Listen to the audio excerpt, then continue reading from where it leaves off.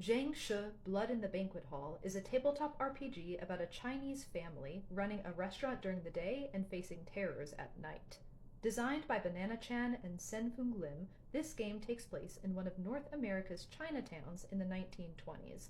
Racism is rampant, and characters must keep their restaurant afloat while dealing with both the mundane and the supernatural. A game of JIANGSHI is best played with 4 to 5 players, one taking the role of the GM, over 1 to 5 sessions.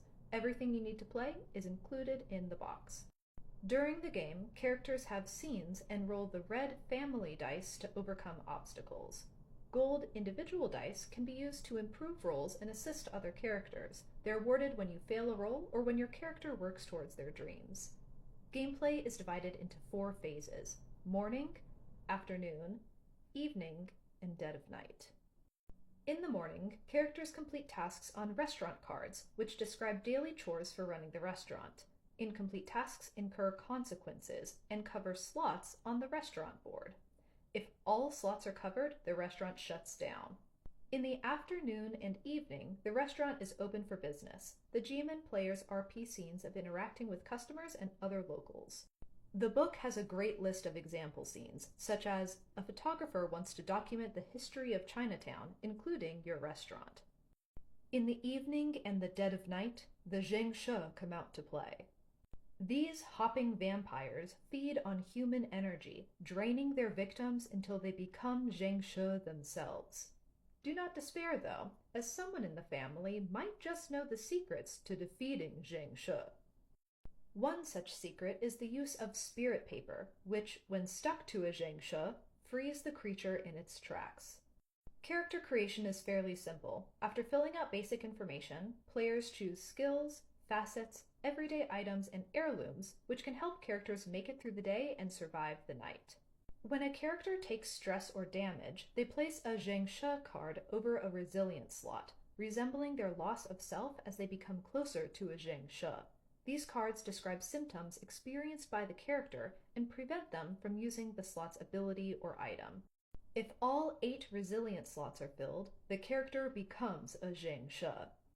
All of the JIANGSHI cards are flipped over to reveal their new skills. One of my favorite parts of this game are the Mung cards, which represent characters' dreams. These dreams are distributed each morning. Color cards represent good dreams, while black and white cards are nightmares. After receiving the cards, players describe their dreams based on the art. Any nightmares are then placed over resilience slots.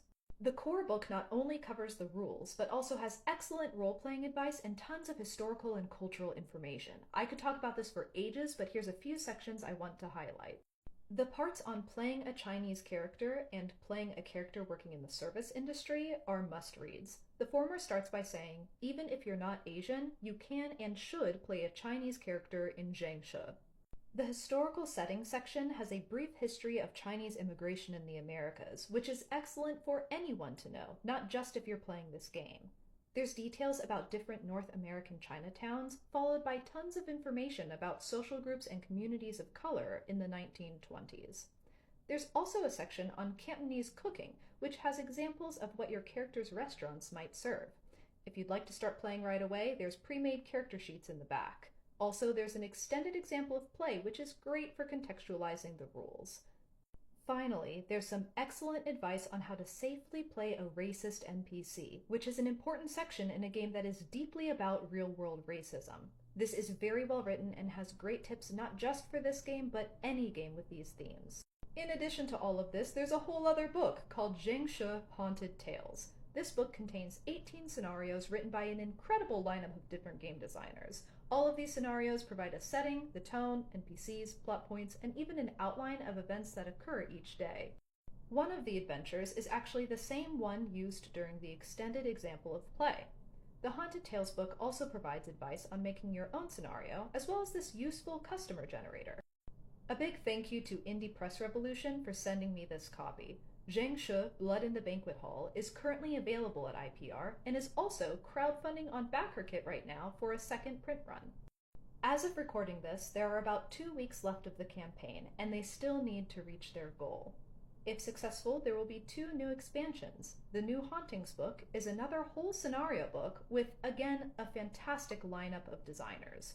Meanwhile, the Dream Pack expansion has new Monk cards as well as recipe cards, which from my understanding have actual authentic recipes on them. JIANGSHI, Blood in the Banquet Hall, has an incredible amount to offer. I've only touched the surface here. If you're interested, check it out at Indie Press Revolution or on the Back Cricket page.